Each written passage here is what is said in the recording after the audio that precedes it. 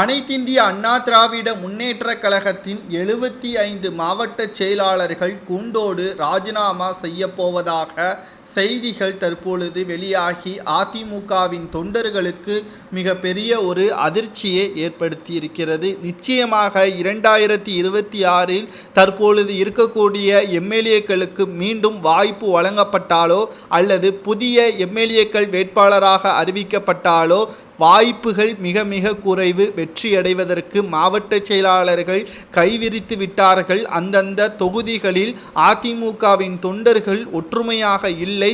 அவர்கள் வேலை பார்த்தால்தான் அதிமுகவின் வளர்ச்சி எட்டாத உயரத்தில் இருக்கும். திமுகவின் கோரிக்கைகள் சரியாக நிறைவேற்றவில்லை என்று அவர்கள் போராட்டம் நடத்தினால்தான் அப்பகுதி மக்களுக்கு அதிமுகவின் மீது மரியாதை கூடும், நம்பிக்கை ஏற்படும். ஆனால் தற்பொழுது தொண்டர்களுக்குள்ளேயே போட்டி, பொறாமை மற்றும் நாங்கள் இவர்கள் கட்சி, இவர்களின் ஆதரவாளர்கள் என்று பிரிந்து கிடக்கக்கூடிய சூழ்நிலையில் இவர்களை ஒன்றிணைக்க வேண்டும் என்பதை ஏன் எடப்பாடி பழனிசாமி மறுக்கிறார்? ஆக மொத்தத்தில் 5% பேர்தான் அதிமுகவில் ஓபிஎஸ் அவர்களுக்கு ஆதரவாகவும் சசிகலா அவர்களுக்கு ஆதரவாகவும் இருப்பதாக எடப்பாடி பழனிசாமி அவர்கள் தெரிவித்திருக்கிறார். ஆனால் உண்மையிலேயே நாம் பார்க்கக்கூடிய விஷயம் என்னவென்றால் 2 கோடி தொண்டர்கள் கொண்ட அதிமுகவில் கிட்டத்தட்ட 82 லட்சம் தொண்டர்களோ அல்லது ஓட்டுக்கள் மட்டும்தான் பதிவாகியிருக்கிறது. மீதம் இருக்கக்கூடிய 1,20,00,000 அதிமுகவின் தொண்டர்கள் யாருக்கு வாக்குகளை செலுத்தியிருக்கிறார்கள் என்ற மிகப்பெரிய ஒரு கேள்வி எழுப்பப்படுகிறது. இந்த கேள்விற்கு பதிலை எடப்பாடியால் தர முடியுமா? ஏன் அவரது பதவியை மட்டும் தக்க வைத்துக் கொள்வதற்காக சசிகலாவை அதிமுகவில் இணைக்கக்கூடாது, ஓபிஎஸ்ஐ கட்சிக்குள் இணைக்கக்கூடாது, டிடிவி தினகரனை கட்சிக்குள் இணைக்கக்கூடாது என்றுதான் கூறி வருகிறார்.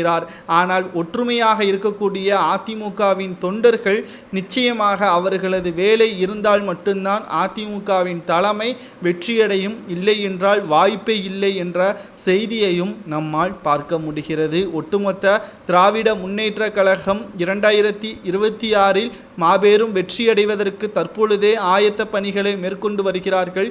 ஆனால் அதிமுகவோ நடந்து முடிந்த மக்களவை தேர்தல் குறைகளை கேட்பதற்கே 6 மாதங்கள் வரை சென்று கொள்ளக்கூடிய சூழ்நிலைதான் எடப்பாடி ஏற்படுத்தி இருக்கிறார். தொண்டர்கள் மீது அவருக்கு மிகப்பெரிய ஒரு நம்பிக்கை இல்லாததும் தற்பொழுது தொண்டர்கள் பிரிந்து கிடப்பதற்கு ஒரு முக்கிய காரணமாக அமைந்திருக்கிறது. நாங்கள் இதற்கு மேல் உங்களிடம் போராடுவதற்கு வாய்ப்பில்லை, கூண்டோடு ராஜினாமா செய்துவிட்டு நாங்கள் ஓபிஎஸ்க்கு ஆதரவு தெரிவிப்பதாக மாவட்ட செயலாளர்கள் கூறுவது சரியா என்பதை உங்களது கருத்துக்களை மறக்காமல் கமெண்ட் வாயிலாக கூறுங்கள்.